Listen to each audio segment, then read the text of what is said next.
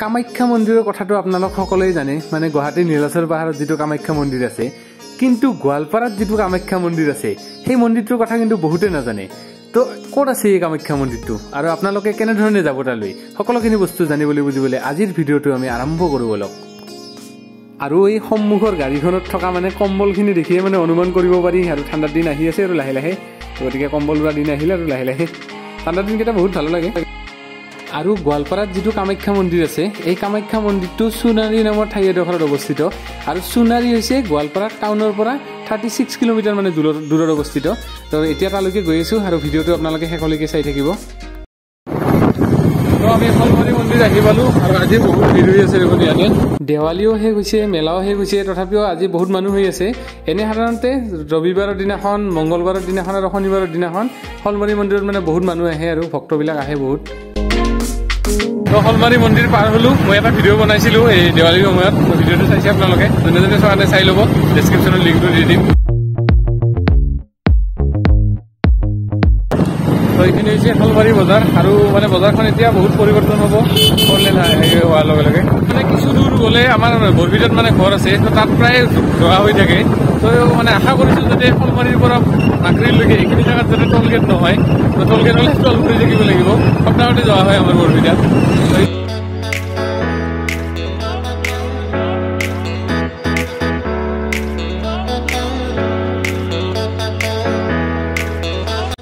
আৰু আমি আহি পাই গলো মাকৰি বজাৰ আৰু এই বজাৰখন সপ্তাহৰ ৰবিবাৰ আৰু বুধবাৰৰ দিনাখন মানে অনুষ্ঠিত হয় তো ইয়াতে যদি মানে আপোনালোকক লোকেল কিছুমান শাক পাচলিৰ প্ৰয়োজন হয় তো আহিব পাৰে ইয়াতে মানে সেই আমাৰ যিবিলাক মানে আজিকালি ভেজাল আৰু খাদ্য তেনেকুৱা ধৰণৰ শাক পাচলি নাথাকে ইয়াতে তো আপোনালোকে একদম পিয়ৰ শাক পাচলি পাব ইয়াতে তো আহি যাব কেতিয়াবা সময় পালে আৰু এইপিনে ধান কটা আৰম্ভ হৈ গ'ল আমাৰো খেতিৰ মাটি আছে খেতি কৰোঁ আমিও তো এইবাৰ আপোনালোকক অলপ ধান কাটা সেইবিলাক অলপ দেখাবৰ চেষ্টা কৰিম ৰ'ব যদি সময় পাওঁ আৰু মোটামুটি 15-20 দিনৰ ভিতৰত ভূটানত গৈ আছোঁ ভূটানৰ পৰা আপোনালোকক মই ভিডিঅ' বনাই দেখাবলৈ চেষ্টা কৰিম ভূটানত মানে বেছি চাবলগীয়া আছে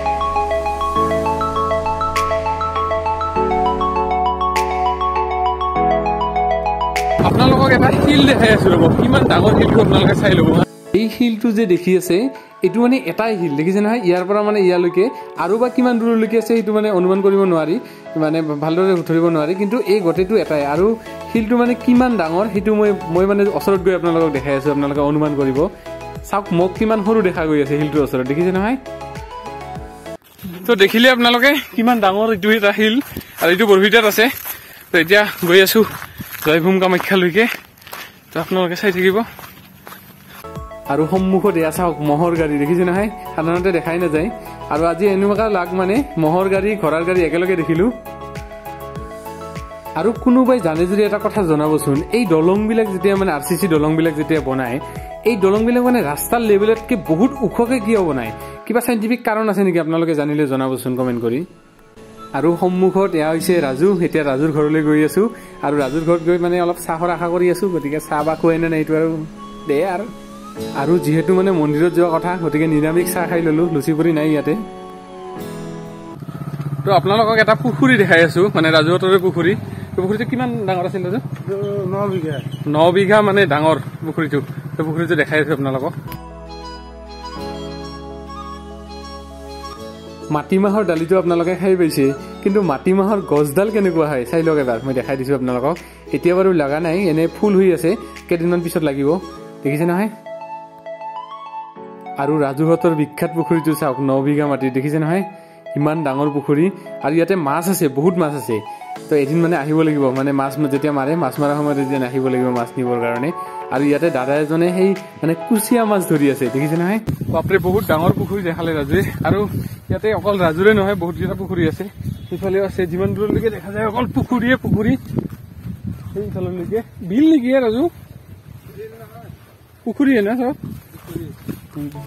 আৰু সন্মুখত যে দেখি আছে এইখন হৈছে কেউলীয়া হাতী সত্ৰ যিখন মানে বগুৱানত আছে তো হাতী সত্ৰৰ মানে এইটো হৈছে বেক সাইড আৰু হাতী সত্ৰৰ মানে এইটো মানে বগুৱান সাইডৰ পৰা বগুৱান বজাৰৰ পৰা আহিলে এনেকে আহিব পাৰি আমি মানে অলপ শৰ্টকাট আহিলো এইটো সাইডৰে এনেকে ঘূৰি কিনে তো আপোনালোকে এইটো সাইডৰে আহিব পাৰে ধুনীয়াকে এইটো ৰাস্তাৰে তো এতিয়া সন্মুখত গৈ আছো ৰাস্তাৰ কণ্ডিশ্যন ইমান ভাল নহয় তথাপিও গৈ আছো আপোনালোকক দেখুৱা ছাত্ৰত তো ভালদৰে মানে ৰাস্তাটো চিনি নাপাওঁ, গতিকে এবাৰ গুগল মেপত চাই ল'লোঁ।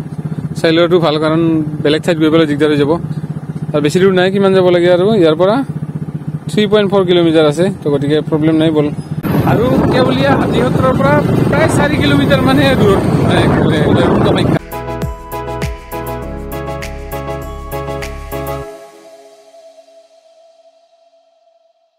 আৰু এইটো ৰাস্তা নহয়, এইটো এটা মথাউৰি হয়। তো মথাউৰিৰ ওপৰে গৈ আছোঁ। ব্ৰহ্মপুত্ৰ নদীটো কাষে কাষে এইটো মথাউৰি, তাৰে মানে অলপ নদীৰ দৃশ্য আপোনালোকক দেখুৱাবলৈ চেষ্টা কৰিম। তো এইটো ব্ৰহ্মপুত্ৰ নদী, এইবিলাক মানে নদী নহয়, কিন্তু বাৰিষাত বহুত পানী হ'ব এইবিলাক ঠাইত। আৰু সঁচাকৈ বহুত ভাল লাগিছে এইবিলাক, মানে এই ঠাইলৈ আহি। আগতে অহা নাছিল তেনেকৈ, এবাৰ আহিছিলোঁ বহুদিন আগতে, কিন্তু পাহৰি গৈছোঁ ৰাস্তাবিলাক। আৰু সোণাৰী গাঁও পঞ্চায়তলৈ মানে স্বাগতম জানিবলৈ কলেজী যাব লাগিছে, কলেজী পকী ৰাস্তা, কিন্তু আমি আৰু ইয়াৰ পৰা জয়ভূম কামাখ্যা মন্দিৰটো মই দেখি আছোঁ, কিন্তু 100 মিটাৰ মান এনেকৈ মানে ঘূৰি যাব লাগিব। তো গৈ আছোঁ, আৰু এয়াই হৈছে জয়ভূম কামাখ্যা মন্দিৰ, দেখিছে নহয়। তো আমি ফাইনেলি আহি পাই গ'লোঁ জয়ভূম কামাখ্যা মন্দিৰ। আৰু প্ৰৱেশ কৰি ইয়াতে এটা এই আছে আৰু সৰু এটা মন্দিৰ। ইয়াৰ ভিতৰত কি আছে? আৰু মন্দিৰটোৰ মানে চৌপাশটো ইমান চাফ চিকুণ, দেখিছে নহয়, মানে বহুত চাফা। আৰু মানে ইয়াতে বহুতে নাজানে এইটো মন্দিৰ আছে বুলি, সেইকাৰণে ভক্তৰ সমাগমো কম হয়। আৰু এয়াই হৈছে জয়ভূম কামাখ্যা মন্দিৰ, দেখিছে নহয়, ইমান ধুনীয়া মন্দিৰটো।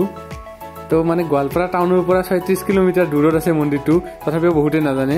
প্ৰথমতে হাত মুখখিনি ধুই লওঁ, কিন্তু আমাৰ দুৰ্ভাগ্য যে আজি মন্দিৰত কোনো নাই, ভিতৰত প্ৰৱেশ কৰিব নোৱাৰিম। তবে আমি বাহিৰৰখিনি আপোনালোকক দেখুৱাবলৈ চেষ্টা কৰিম।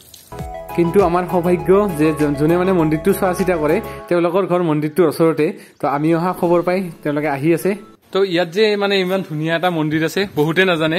তো আপোনালোকে বহুতে নাজানে হয়তো এইটো মন্দিৰ যে ইয়াতে এনেকুৱা আছে। আৰু তো ইয়াত মানে মানুহৰ সমাগম খুব কম হয়। এনে পূজা, দুৰ্গা পূজাৰ সময়ত বহুত মানুহ হয়, ইয়াতে ভিৰ হয়।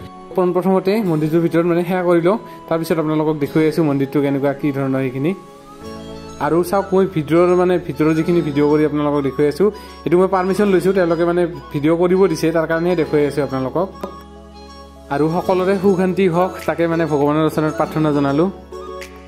আৰু জয়ভূম কামাখ্যা মন্দিৰত মানে সতী পাৰ্বতীৰ দেহৰ অংগ নাভি আছে ইয়াতে। আৰু মানে মন্দিৰটোৰ সেই মাজৰ অংশত মানে গাখীৰ ঢালিলে আগতে এই মানে কিছু দূৰত ব্ৰহ্মপুত্ৰ নদীটো আছে, সেই নদীত মানে ওলাইছিলগৈ। মানে এতিয়া মানে সেনেকুৱা নহয় বুলি কৈছে, তো আগতে মানে তেনেকুৱা আছে।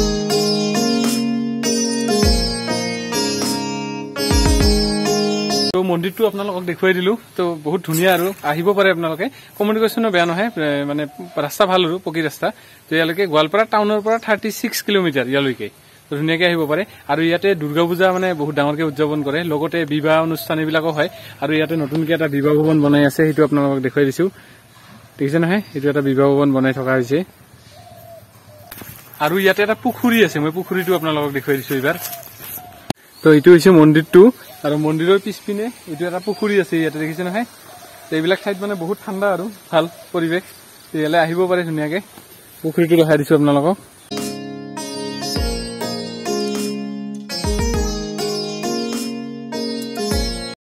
আৰু আজি তাৰমানে মন্দিৰত মেইন যিজন পুৰোহিত আছে, তেখেত মানে আজি নাই ইয়াতে। তো তেখেত থাকিলে আৰু দুটা মন্দিৰটোৰ বিষয়ে দুটা কথা জানিব পাৰিলোঁ হয়। কিন্তু আজি আমি যিহেতু মানে যোগাযোগৰ নম্বৰ আগতে জনা নাছিলোঁ, আজিহে গম পালোঁ ইয়ালৈ আহি। তো তাত ফোন কৰি আহিলে আৰু দুটা কথা জানিব পাৰিলোঁ হয় মন্দিৰটোৰ বিষয়ে। তথাপিও যিখিনি দেখিলোঁ সেইখিনি আপোনালোকক মানে কৈ দিলোঁ ইয়াত কেনেকুৱা ধৰণৰ কি আছে। আৰু